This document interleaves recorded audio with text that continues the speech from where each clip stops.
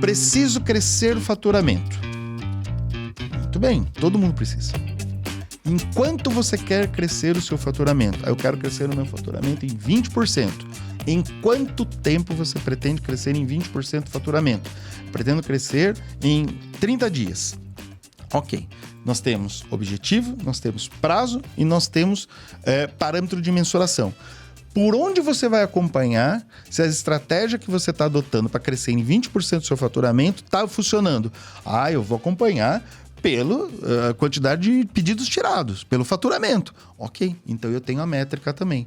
Então, quando você tem... Exatamente. Então, quando você tem tudo isso pronto e armado, você tem um planejamento estratégico de marketing que pode sim colaborar para você tirar a sua empresa do cenário A, que é dado, e levá-la para um cenário B, que é o planejado.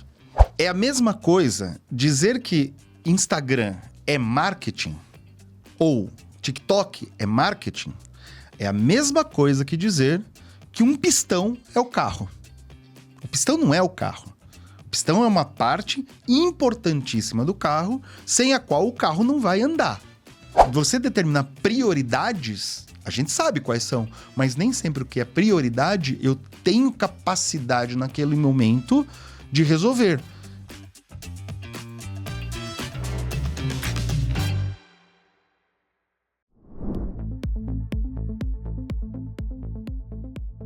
Quer vender mais? Quer vender melhor? Quer vender muito? Quer vender certo? Quer vender direito? Venda Sim, o podcast que está começando com um assunto muito interessante. A gente vai falar hoje sobre o mapa do marketing, né? Fazer marketing, ele sempre foi um caos, né? Fazer venda, então, nem se fala. Resultado, cobrança, performance é sempre caos, né? Todo mundo ouve isso. Tem que vender, tem que vender, tem que vender, tem que vender. Aí esse amigo meu aqui de longa data resolveu escrever um livro, né, para falar sobre isso. Então a gente vai colocar esse assunto hoje na pauta. Se marketing é realmente um caos, se vendas é um caos ou se é possível ter paz. Paulo Roberto de Freitas, mais conhecido como Paulo Fritas para mim. E aí, Ed? Tudo bem? Seja bem-vindo ao Venda Sim. Obrigado pelo convite. É verdade, a gente tem, brincando, mais de 20 anos de amizade. Pois é. Porque eu me lembro da gente se conhecer, eu tinha um estúdio ainda. Eu abri o estúdio em 2004. Você é um dos pioneiros também de podcast, né? Eu tinha fábrica de podcast. Na verdade, eu só me antecipei em 15 anos. Pois e não tive bolsa para aguentar e esperar explodir. Nós fomos muito piotários. Porque tinha a visão de um produto ou de uma tecnologia fora da época, né? Você sabe que a ideia do podcast na época veio de uma conversa que eu tive com um amigo, que você também conhece ele, que é o Walter Calles. Sim. O Walter Calles foi para uma feira nos Estados Unidos, que é a NAB. Todo ano ela tem uma feira de audiovisual.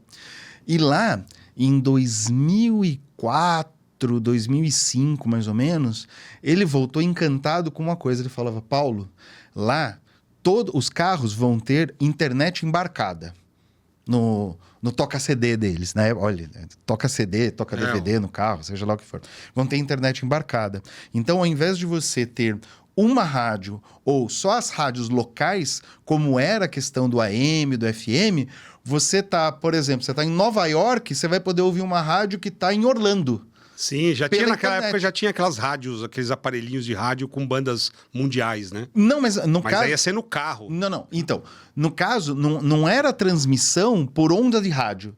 A transmissão era pela internet mesmo. Sim. Então, sim, as web rádios na época. Falou, cara, é fantástico. Então, lá, você paga um serviço de assinatura e você tem, por exemplo, 160 rádios. E aí, eu lembro até hoje, ele me falava, Paulo, tem uma rádio que ela só toca a hora certa.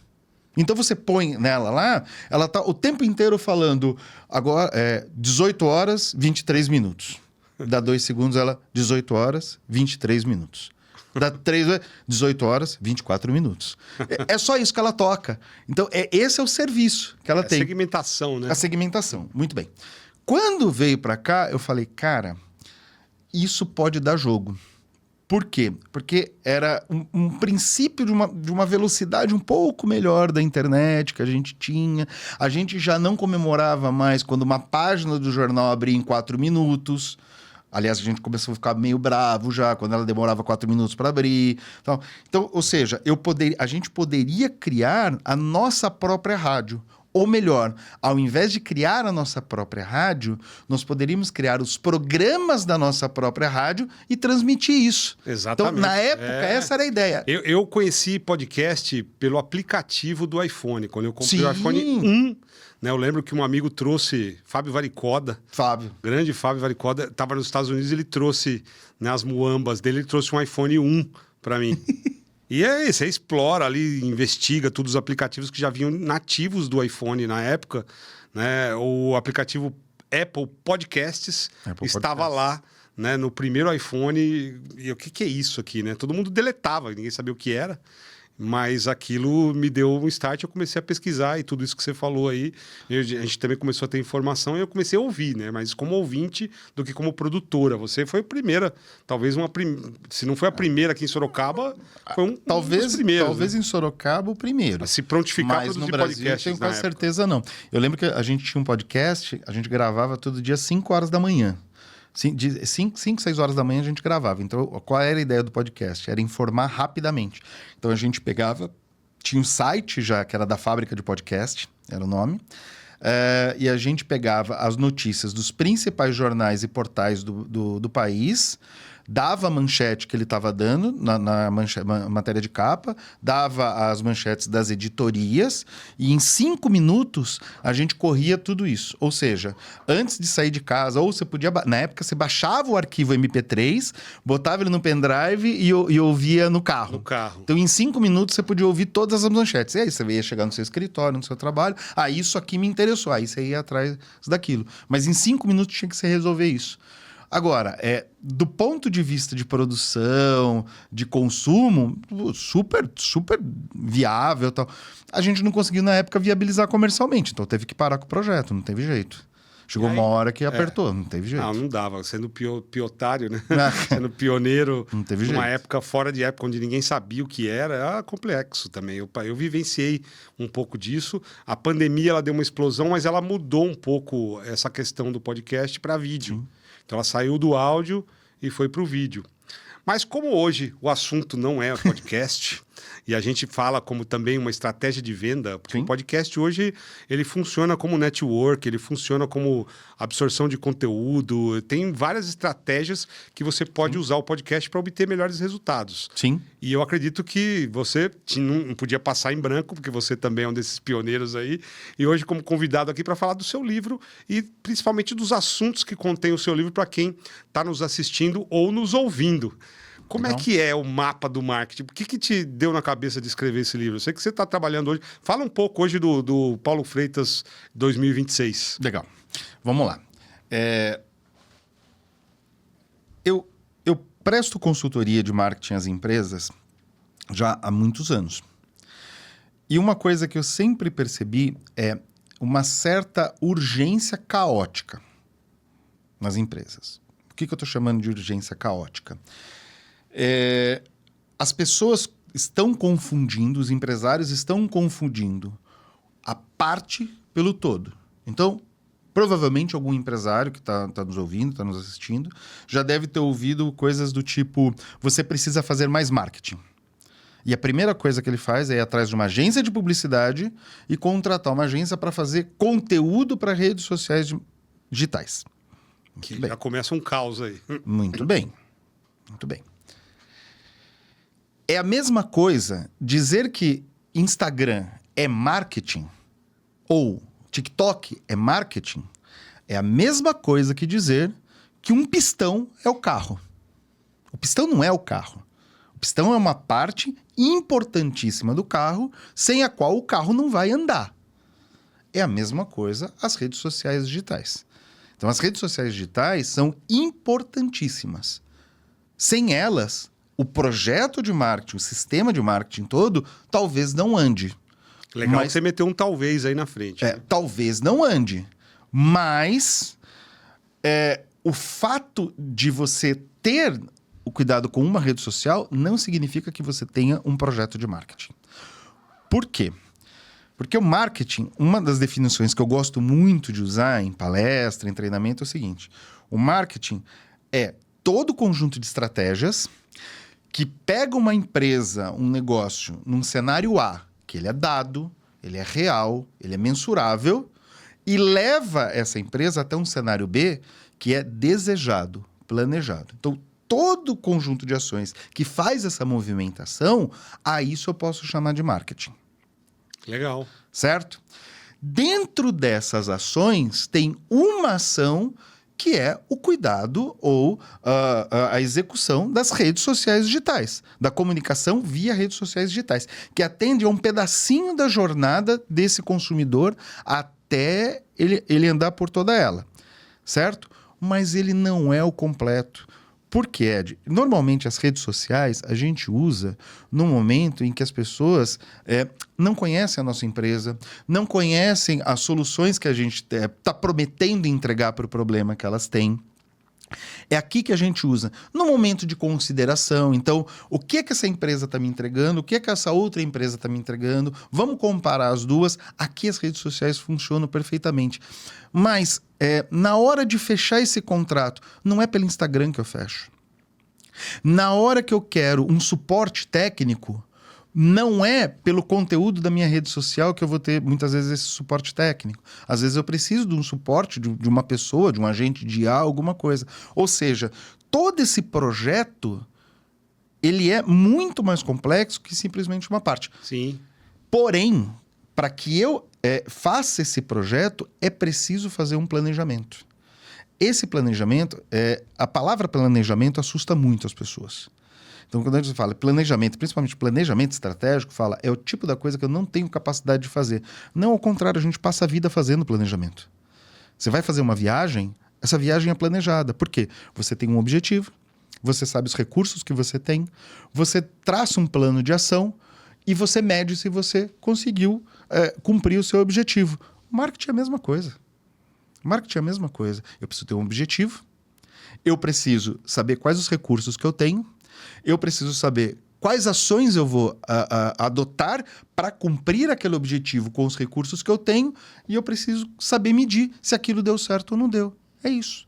E o Instagram só o TikTok, só a rede social digital não dá conta disso. A rede social, até tive alguns exemplos aí ao longo do meu histórico como agência, que empresas que depositaram toda a confiança nas redes sociais e, de repente, o Instagram derruba.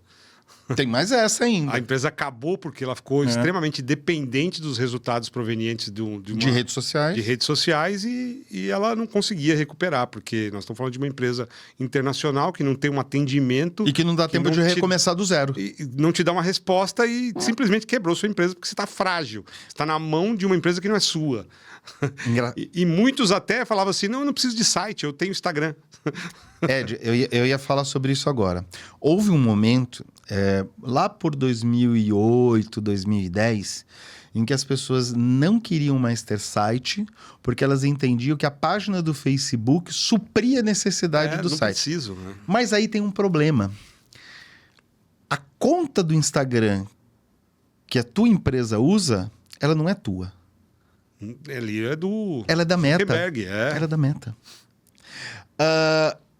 Então, se a empresa, a Meta, entender que ela deve sumariamente tirar você do ar, ela vai te tirar. Vai ter briga judicial, vai ter confusão, vai ter tudo. Mas até aí, já foi. A única coisa que talvez seja sua é o site. Então o site, nesse projeto, ele é o garantidor da existência da empresa no mundo digital. No mundo digital é o seu patrimônio ali que é seu. Exatamente. Você tem um controle de onde você hospeda, de onde você leva, os arquivos são seus, né? Então, exatamente. Você pode mudar de um lugar para o outro, o teu domínio foi comprado, é a sua marca registrada ali na internet, o seu endereço digital, como se fosse o seu endereço na rua ou num shopping. Né, o seu CEP é o seu domínio. Então, é muito diferente. Agora, o perfil na rede social está dentro de uma plataforma que não é sua. Exatamente. Então, você foi muito bem colocar aí que é uma ferramenta. Isso, às vezes, é difícil para o cliente entender. E quando você fala do caos ao marketing mais tradicional, como é que você visualizou isso para colocar isso num livro? Você pegou pelas dores das empresas que você dá consultoria e resolveu ir tematizando aí os capítulos do teu livro? Como ficou? Eu vou te dar um exemplo. Na verdade, é assim, há anos, todas as vezes que eu chego para começar um projeto de consultoria numa empresa, ainda que o cliente rale, fala, não, mas isso aqui não é importante, eu preciso que você faça isso aqui, que você execute isso aqui. Fala, não, assim eu não vou fazer. O planejamento é super importante. Eu vou dar um exemplo. A época que eu estava na agência mesmo, a gente falava, olha, a gente tem que produzir uma peça publicitária para mandar para uma revista. Eu tenho 1 hora para produzir essa peça. Uma das coisas que eu exigia do pessoal de criação é o seguinte, cara, eu não quero te ver na frente do computador nos primeiros 20 minutos. Eu não quero. Eu não quero que você abra o software de edição de imagem nos primeiros 20 minutos. Eu quero que nesses 20 minutos você vá buscar referências, você vá pensar, você vai planejar, você vai rascunhar e você tem 40 minutos para executar. Porque depois que você sabe da onde você saiu, aonde você quer chegar e como você vai fazer isso, executar é rápido. Por quê? A capacidade técnica da execução, esse pessoal tem de sobra. Agora, se ele senta na frente do computador e sai fazendo, ou isso aqui, a hora que romper o tempo, não vai estar atendendo como deve atender, ou ele sequer vai conseguir fazer. Porque ele foi fazendo, errando e volta. Erra e volta, erra e volta. Então, às vezes você senta, parece que é perder... A nossa cultura, nós temos a ideia de que o tempo que nós passamos ocioso pensando é como se a gente estivesse enrolando, como se a gente estivesse matando o tempo, é preguiçoso, é vagabundo, é qualquer coisa assim. Não. E isso que você acabou de falar, ele atribui realmente a impressão e a sensação que as pessoas têm quando ouvem essa palavra planejamento. Que o planejamento é isso, né? É você pensar... É parar. É você planejar, é você parar e ver as possibilidades e enxergar as consequências, é você ver na frente e as pessoas entendem isso como procrastinação, como enrolação. Então vai pro fazejamento. Lembra? Vai pro o Lannis fazejamento. falava muito isso, lembra? Era uma palavrinha que eu já uso há muitos anos. O fazejamento. Só que assim, uma coisa que eu converso muito com alguns amigos meus da área e a gente chega a uma conclusão. Marketing não é uma ciência exata. E por não ser uma ciência exata, o fato de você juntar A mais B mais C hoje e dar como resultado D, não há nenhuma garantia que você vai juntar de novo A mais B mais C amanhã e vai dar D de novo. Não tem essa possibilidade. Nunca teve. Nunca teve. Então é assim, é claro que quanto mais você conseguir pensar, quanto mais você planejar, quanto mais você prever possibilidades, a possibilidade de erro vai reduzindo, certo? Mas ela não é nula. Então, você vai fazer uma campanha hoje.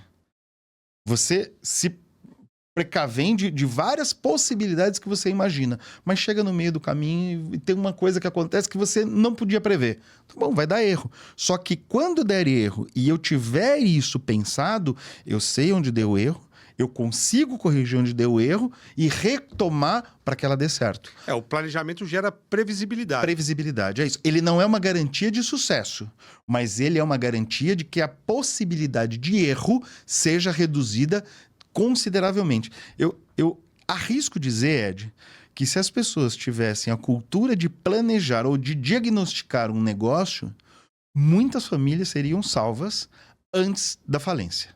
Sem dúvida. Eu posso afirmar isso para você. Essa palavra, ela se aplica dentro de casa. É um planejamento familiar em todos os sentidos. Você planeja, como você colocou, uma viagem, você planeja a compra de um carro novo, você planeja a troca de um imóvel, você planeja a reforma, tudo é planejamento. Mesmo que você não saiba que você está planejando. Mesmo que você não saiba. Você acorda de manhã e se você não tiver um planejamento do que você vai fazer no dia, a probabilidade de você entrar numa depressão muito rapidamente, se esses dias se repetirem, é muito grande. Porque você não tem propósito. Ed, planejamento é propósito. Veja bem, Eu não sei se todas as pessoas sabem o efeito que uma falência tem numa família. Eu não sei se todo mundo sabe. Talvez quem já faliu. Quem já faliu talvez saiba. Porque assim, você tem uma família constituída, você tem sua esposa, seu marido, seu namorado, seja lá o que for, você pode ter filhos, você tem uma família constituída. E que o recurso financeiro necessário para manter essa família coesa, com os confortos, as necessidades atendidas, vem de uma empresa. De repente, essa empresa começa a passar por dificuldades. E dificuldade é igual acidente de avião. Ela não nasce de um erro. É uma sucessão de erros que vai gerando o acidente. Certo? De repente, essa família, por falta desse recurso entrar e conseguir manter aquele padrão de vida, ela começa a se ver caindo o seu padrão. Então, aquela pizza todo final de semana já não pode mais ser todo final de semana, passa a ser a cada 15 dias. A escola das crianças, que eu podia botar meu filho numa excelente escola, mas que custava 3, 4 mil reais por mês, já não dá mais aqui. Agora vou ter que colocar numa de 1.500 ou recorrer ao ensino público. Então, isso vai minando essa família ao ponto drástico de dar fim para essa família. Tudo isso nasce de uma empresa mal gerida, mal planejada. Então, essa história de que eu saio da minha casa ou eu saio da minha empresa, o problema da empresa ficou na empresa, não dá para ser assim, cara pálida. Não dá. Não dá para ser assim. Você veste a sua skin, né? Exatamente. De empresa e chega em casa, você veste a skin de casa e deixa separado. Não. Mas quem tá por trás assim. dessa skin é você, meu irmão, né? Não tem como. Exatamente. Então, quando fala em planejar, às vezes a gente pensa no seguinte: mas vai perder muito tempo e tal. Então, mas eu invisto 30 dias, invisto 60 dias num planejamento bem estruturado, bem feito, e pode ter certeza que eu diminua drasticamente a possibilidade de erros. E aí, diminuindo a possibilidade de erro, eu diminuo a possibilidade de acidentes. Também. Sem dúvida. Você prevendo, você está fazendo um papel do profeta de si próprio, né? Quase... Do que vai acontecer. Você joga lá para frente e planeja como você vai fazer para chegar. Veja. Você profetizando o seu futuro. Veja bem. E aí, eu estava até conversando com o meu terapeuta, hoje mesmo, sobre isso. Eu falei, cara, você sabe qual é o problema do diagnóstico da empresa? O diagnóstico da empresa é muito parecido com uma sessão de terapia. Tem gente que você fala, vai fazer terapia, você precisa fazer terapia, olha que legal a terapia. E a pessoa olha pra você, ri, e fala, eu vou fazer terapia? Vou pagar pra conversar igual amigo com alguém? Não, isso aí... Na verdade, o que tá por trás disso não é que ela não acredita no processo terapêutico, não acredita no profissional, no psicólogo, seja lá. O que está por trás disso é que, na verdade, ela está com medo de ter que olhar de frente para uma série de coisas que ela faz errada, que vão machucar ela quando ela olhar de frente. A empresa é a mesma coisa, Ed. Quando você pega um gestor e fala, bom, vamos fazer o diagnóstico dessa empresa, e você propõe a ele que ele se faça algumas perguntas do ponto de vista do marketing, que é a minha área, por exemplo, e ele começa a perceber que tem uma série de problemas, uma série de deficiências que são necessárias corrigir. Treme o olhinho. Treme o olho, porque o que ele vê? Ele não consegue entender que aquilo, muitas vezes, é uma oportunidade que ele tá tendo de corrigir antes que gere o acidente do avião. Sim, ele olha para aquilo e fala... Eu sou um completo incompetente. Eu sou uma besta quadrada. Olha o que está acontecendo aqui. O que eu tô fazendo? O que eu tô fazendo? E não, cara. Não, aí vai brigar um pouco com o ego, porque ele, às vezes ele não admite, né, que está fazendo errado, ou não quer admitir. Exatamente. Ele precisa estar predisposto a fazer esses acertos na empresa dele, né? Exatamente. Ele precisa estar aberto, ele precisa estar ciente de que se ele tiver essa terapia e ele realmente conseguir fazer o que essa terapia está propondo, a empresa dele só vai crescer. Eu tive uma reunião há pouco tempo atrás em que um cliente está montando uma loja de materiais de construção e me chamou para conversar sobre identidade visual. Falei, claro, vou. Até porque é meu amigo. Falei, não, vamos bater um papo. Não é a minha praia. Eu entendo de identidade visual, estudei para isso e tal, mas eu não produzo identidade visual. Meu negócio é planejamento estratégico de marketing e consultoria. Entendeu? Faz parte desse projeto, mas o meu projeto é um pouco mais amplo. Eu fui. E ele estava preocupado com identidade visual e sequer tinha definido ainda com quem que ele ia falar. Sequer definiu ainda quem é o tipo de público com que ele quer se conectar. Fala, cara, pera, você tá passando o boi na frente do carro, o carro na frente do boi, cara. Calma, um passinho de cada vez. Inclusive, talvez se você fizer o diagnóstico, se você conseguir responder algumas perguntas, algumas questões, além de você ir muito mais confiante, muito mais certeiro para esse negócio, para fazer um investimento, que é uma poupança que você fez com a tua família, e ter quase a certeza de que essa poupança vai voltar e vocês vão prosperar, também pode ser que a hora que você fizer o diagnóstico, fala, cara, eu estou entrando num buraco. É melhor eu perder o dinheiro do diagnóstico só e não perder toda a economia da minha família. Então, muitas vezes, esse planejamento também... O planejamento, muitas vezes, é para a empresa já aberta. Sim. O diagnóstico que a gente faz, muitas vezes, Ed, é para, inclusive, salvar esse empresário de entrar num buraco que talvez não tenha saída. Sem dúvida. A gente não dá o nome de pessoa jurídica por acaso. Não. Então, as pessoas jurídicas, elas são ou deveriam ser encaradas como pessoas, com os problemas de pessoas. Porque dentro de uma pessoa jurídica tem muitas outras pessoas. E dependendo dessa pessoa jurídica, como você foi muito feliz aí em citar, uma família acaba por causa dos cuidados ausentes de uma pessoa jurídica. A pessoa jurídica é uma entidade abstrata. E é a pessoa mais importante numa empresa. É uma entidade abstrata. A pessoa jurídica é uma entidade abstrata. Ela não existe. O que existe é um conjunto de CPFs, pessoas físicas de carne e osso, de sentimento, de famílias, de amores, de raivas, de tudo que está por trás e que dá sustentação para uma entidade abstrata que é o tal do CNPJ. Mas aí você o que tem por trás são pessoas. Mas ponto. Por trás do CNPJ você vai entrar aí realmente na cultura da empresa, Sim. O marketing, as estratégias todas. Tudo isso pode levar... É como se todo mundo estivesse no mesmo barco ali. Que tudo isso são feitos por pessoas. Pessoas dentro desse barco chamado CNPJ. Exatamente. Que está navegando num mar de possibilidades e que pode acontecer acidentes no meio do percurso se você não prevê. É isso. E aí... O iceberg do Titanic. Perfeito. Olha lá o iceberg. Se você não corrigir o percurso, você vai bater. Tá. Então, e aí que tá. Eu preciso ter... Perfeito. Eu preciso corrigir o percurso para não bater. Porque se bater, vai rachar, vai trincar aqui, vai afundar o barco. Mas quem está no comando dessa empresa tem que estar minimamente capacitado para saber que quando ele der de frente com um iceberg, o que ele tem para fazer é desviar o barco a tempo de não bater no iceberg. Então ele tem que estar preparado para fazer isso.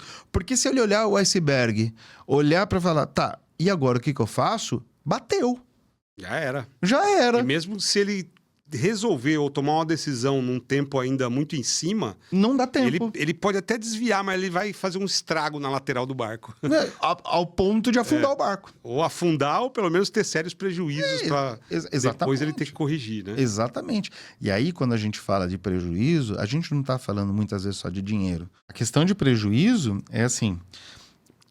Prejuízo em si parece que é só dinheiro. E dinheiro... Ok, você vai perder? Tá bom, você trabalha, ganha tudo de novo. O problema não é isso. O problema é que nesta perda de dinheiro, até você recuperar ele todo de novo, ele causa uma série de estragos na tua vida pessoal, muitas vezes. Porque nem sempre você está do lado de um parceiro, de uma parceira, que entende uma mudança brusca no padrão de vida. Eu acho que a gente pode até mudar um pouco a palavra prejuízo para danos. Sim. Porque é diferente, né? O prejuízo talvez seja só grana. Agora, danos causados por esse prejuízo, por esse acidente, eles demoram para ser corrigidos mesmo. Então você pega... Vamos continuar na metáfora do barco aí. O barco lá acabou com a lateral. Ele nem afundou, mas ele destruiu a lateral e vai precisar encostar o barco para fazer a manutenção. Como é que você para uma empresa para fazer a manutenção disso? Então você vai tomar mais prejuízo ainda por causa desse dano causado porque você não olhou com antecedência, você não fez planejamento, você não viu o que tinha, Que você é a história, não corrigiu o percurso. que é a história da imprudência ou imperícia. E isso a gente... Se você não se precaveu, ou então você estava precavido, só que quem foi o responsável por estar ali e tomar a decisão, não sabia que tinha que tomar aquela decisão.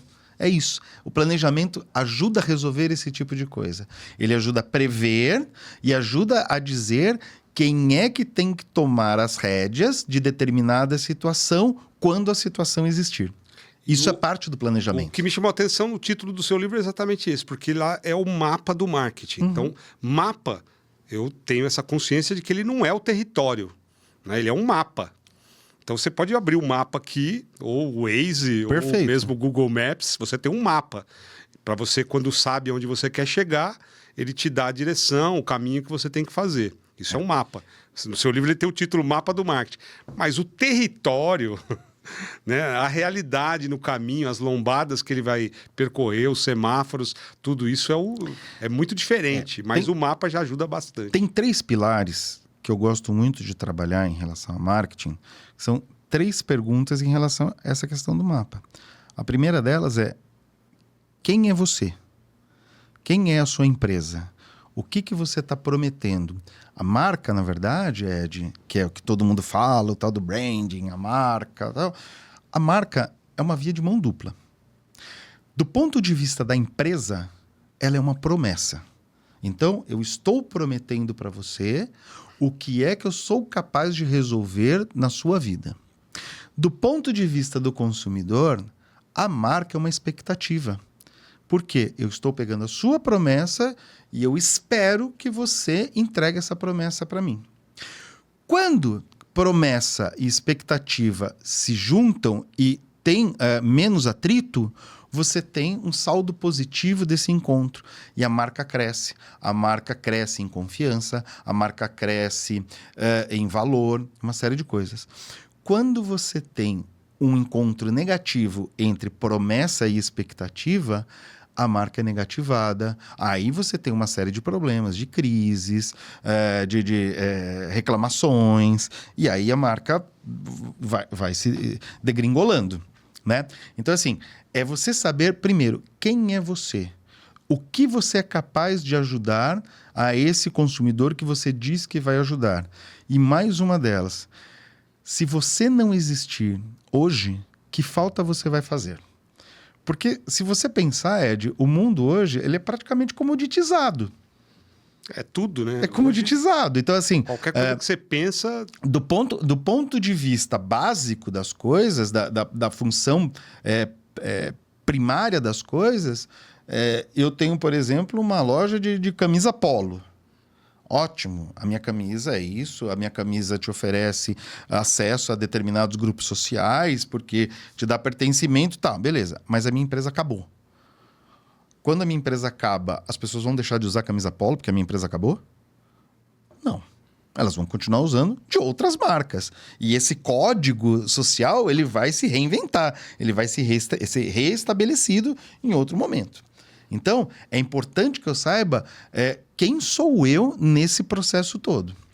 O segundo pilar é onde é que eu estou. É isso que você falou, é olhar para esse mapa e ver o que é que ele tem de coisas positivas, de deficiências, de oportunidades e de objeções e de desafios que eu tenho que vencer na cabeça do meu consumidor. Então, que terreno que eu estou pisando? Quem é meu concorrente? Direto, indireto. Há um tempo atrás, por exemplo, parece impensável, mas o CEO do Netflix, há um tempo atrás, fez uma declaração que eu achei fantástica, que é assim: hoje, o principal concorrente do Netflix não é outro streaming, como a gente é levado a pensar. Então, o concorrente do Netflix não era Disney. O concorrente do Netflix não era HBO. O maior concorrente do Netflix era o Fortnite. Por quê? Porque a gente não estava falando de streaming para streaming. A gente está falando de entretenimento. E o jogo é entretenimento.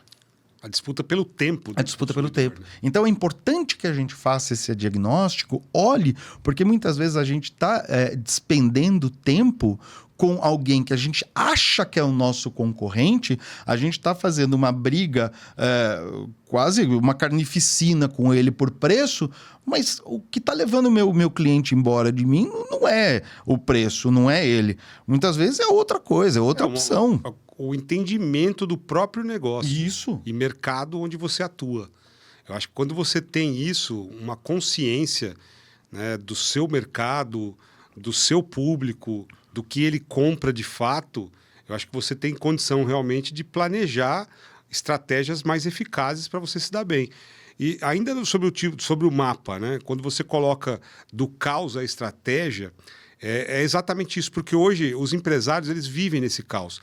E assim, o próprio universo, o mercado, o país, o estado onde eles vivem, eles dão sinais para você poder se planejar. Perfeito. A economia de um país, a economia mundial, elas dão sinais de que está vindo um iceberg.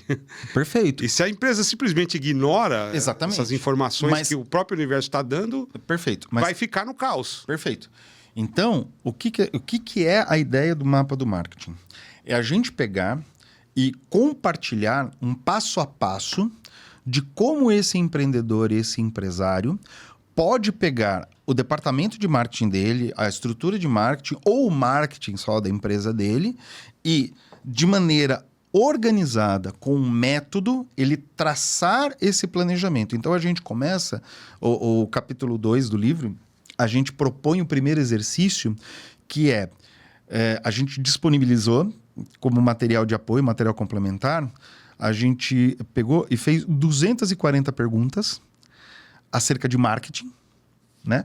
Da área de marketing, que ele pode escolher, por exemplo, 3 de uma parte, 2 da outra, 5 da outra, 4, ao invés de responder as 240, que é um trabalho pesado mesmo, e nem todo mundo tem essa paciência. Esse imediatismo também precisa ser atendido em alguns momentos. Então, ele pega, por exemplo, 3 perguntas da parte do produto dele, e ele responde. Quando ele responder, ele vai entender se aquela resposta que ele deu é uma força, é uma deficiência, é uma oportunidade ou é uma objeção. E ele vai catalogar isso. Ao final desse processo, ele tem minimamente catalogado um diagnóstico do negócio dele. Então, aí ele já sabe em que parâmetro, em que pé está o negócio dele. Aí a gente começa a avançar nesse processo. O segundo passo desse processo é a gente determinar objetivos, que é o terceiro pilar da história. Que é a terceira pergunta, que é o terceiro pilar, que é onde eu quero chegar. Por quê? Como a gente brinca aqui em Sorocaba, para quem não sabe onde vai, o ônibus errado é passeio. Aqui, se pegar o ônibus errado, para onde você vai? Eu não sei, tô indo. Então, tá tudo certo. Não é o caso da empresa. Porque uma empresa que não tem rumo, ela já começa a cometer os primeiros erros, cuja sucessão deles vão levar a uma dificuldade extrema. Então, a segunda parte é o que eu quero de cada pedaço desse. Então, desta força que eu detectei, não tem nada tão forte que não possa melhorar. Mas também não tem deficiência tão forte que eu não possa mudar o cenário dela. Então, o que eu quero? Então, eu determino objetivos para cada parte desse planejamento. Beleza. A terceira parte do livro, a gente vai comentar sobre o plano de ação. Então, tá bom.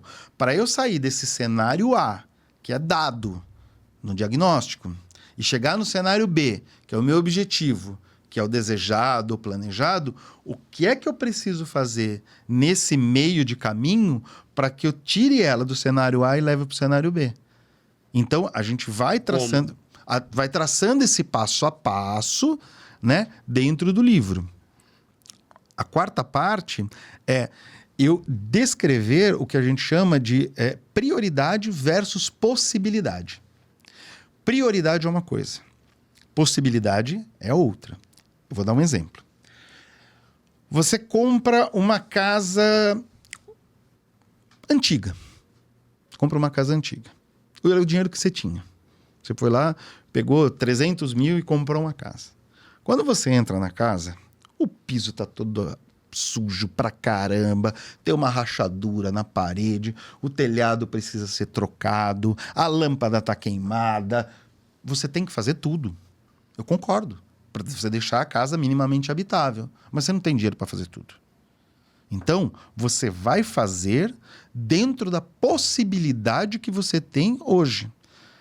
Porque daí, por exemplo, eu não tenho dinheiro hoje para consertar, eu não tenho recurso para consertar a rachadura da parede.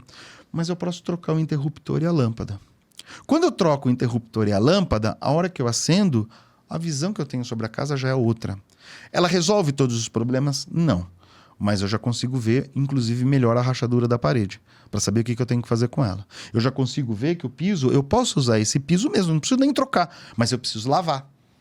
Então, ao invés de trocar, eu vou lavar. Então, você determinar prioridades, a gente sabe quais são, mas nem sempre o que é prioridade, eu tenho capacidade naquele momento de resolver. Só que ao invés de eu ficar estagnado, parado, inerte e não fazer nada, eu preciso dizer dentro disso que eu listei que eu preciso fazer, o que é que eu tenho possibilidade de fazer. E quais as prioridades. E quais as prioridades para se fazer dentro do que é possível. Entendeu? Até que você vai construindo possibilidades de resolver as prioridades. Então, perfeito. A gente vai traçando isso é um dos capítulos do livro que a gente fala sobre isso. Outra coisa que a gente coloca nesse processo, prazo. O que não tem prazo, qualquer prazo serve. Qualquer prazo serve. Se eu falo para você, eu vou buscar uma água e eu volto rápido. Rápido para o Ed pode ser 10 segundos, mas para o Paulo pode ser 2 minutos. Eu atendo o meu rápido, mas eu não atendo o seu. Então, assim, se eu não determino um prazo, qualquer prazo serve. E isso vai empurrando as coisas. Quando se fala de caos, não é que não tem prazo. O prazo é sempre nada. Indeterminado. É curto. Não, além de ser curto, porque o caos não é causado só pelo prazo curto. Porque atividades que têm prazos curtos, mas os recursos estão disponíveis. Eu sei exatamente o que tem para fazer. Eu tenho responsável e esse responsável se compromete a entregar, isso aqui não é caótico. A velocidade da atividade, ela não gera o caos. Você o pode que gera prever o caos, os prazos curtos. Exatamente. O que me gera o caos é eu sequer saber, e agora, o que eu faço? Pronto, entrou em parafuso. Eu não sei para quem eu tenho que falar, eu não sei a quem eu delego, eu não sei de quem eu cobro, eu não sei... Não sei por onde eu começo. Esse é o caos. Esse é o caos. Então, voltamos lá no começo do nosso bate-papo. Por que eu falo Instagram não é marketing? Instagram é parte de um processo de marketing. Ele por si só não é. Porque, veja bem, eu vou à rede social, seja o Instagram, seja o TikTok, seja qual for. Eu faço uma provocação, uma estimulação. Olha, eu tenho o que você precisa, fala comigo. Tá, mas eu falo por onde? Quando eu falar, eu vou falar com quem? Quem vai falar o quê para essa pessoa que está chegando? Então, quer dizer, você percebe que são muitos detalhes para eu fazer com que esse consumidor ele trafegue por essa jornada até o momento que ele faz uma avaliação pública da experiência que ele teve comigo. É muita coisa para ser um detalhezinho só. O Instagram é super importante. Ele é o pistão desse carro, mas ele não é o carro. Ele é o pistão, mas não é o carro. Entendeu? Então, quando a gente faz essa determinação de prazos, determino o responsável, eu estou construindo esse planejamento. E o final, tá bom, o que é que eu espero disso? Como é que eu vou medir? Então, preciso crescer o faturamento. Muito bem, todo mundo precisa. Enquanto você quer crescer o seu faturamento, eu quero crescer o meu faturamento em 20%. Em quanto tempo você pretende crescer em 20% do faturamento? Eu pretendo crescer em 30 dias. Ok. Nós temos objetivo, nós temos prazo e nós temos parâmetro de mensuração. Por onde você vai acompanhar se a estratégia que você está adotando para crescer em 20% do seu faturamento está funcionando? Eu vou acompanhar pela quantidade de pedidos tirados, pelo faturamento. Ok, então eu tenho a métrica também. Então, quando você tem... Exatamente. Então, quando você tem tudo isso pronto e armado, você tem um planejamento estratégico de marketing que pode sim colaborar para você tirar a sua empresa do cenário A, que é dado, e levá-la para um cenário B, que é o planejado. Entendeu? Perfeito. Por isso que você chama do caos a estratégia. Por isso que é o mapa. Então eu tenho um mapa... Um mapa para isso. Da onde você eu tô sair... Da onde eu tô saindo e para onde eu quero chegar. E com estratégia, realmente, você não só Exatamente. dribla o caos, né? Você pode até entrar nele. Você pode até prever o próprio caos. Sim. E com estratégia, você consegue, de alguma forma, entrar no olho do furacão e viver em paz, né? Minimizar o impacto dele. Porque é isso. Hoje você tem aí os próprios catástrofes, né, de tempo, de clima, que quando você tem acesso a eles, tá chegando um furacão, você já se prepara. Do caos que vai vir o furacão, você ter aí condições de fortalecer a sua casa, fortalecer o seu negócio, para que a hora que esse furacão ele simplesmente passa e você fica ali inerte com toda a sua estratégia já blindada, né, para você ter sucesso. E esse livro, tá lançado já? Como é que tá isso aí? Tá lançado, tá na Amazon. Por enquanto, só em versão digital. Se você... tem o serviço do Kindle Unlimited, ele tá de graça. Você pode ir lá no Unlimited e pega ele. Digita lá, o mapa do marketing, ele vai aparecer... Se você digitar o mapa do marketing, é o primeiro que vai aparecer para você. Legal, mapa do marketing. Tá? Agora, se você não tem o serviço do Kindle Unlimited, aí você precisa comprar ele da Amazon. Mas o preço tá, assim... É quase simbólico mesmo. Se eu não me engano, acho que está R$16,90. Tá começando aí uma jornada, então, tá começando agora uma como jornada. escritor. Agora eu comecei a compartilhar o que eu venho observando, venho estudando ao longo de mais de quase 20 anos aí. Agora eu vou começar a compartilhar isso. Essa é uma das maneiras. Outra maneira, agora a gente vai começar a construir um treinamento em cima de planejamento estratégico de marketing. Provavelmente esse livro vai virar um treinamento e mais futuramente ele vai embasar um treinamento em loco. Perfeito. Paulo Roberto Freitas, torço por você. E eu sei disso, por isso que eu tô aqui.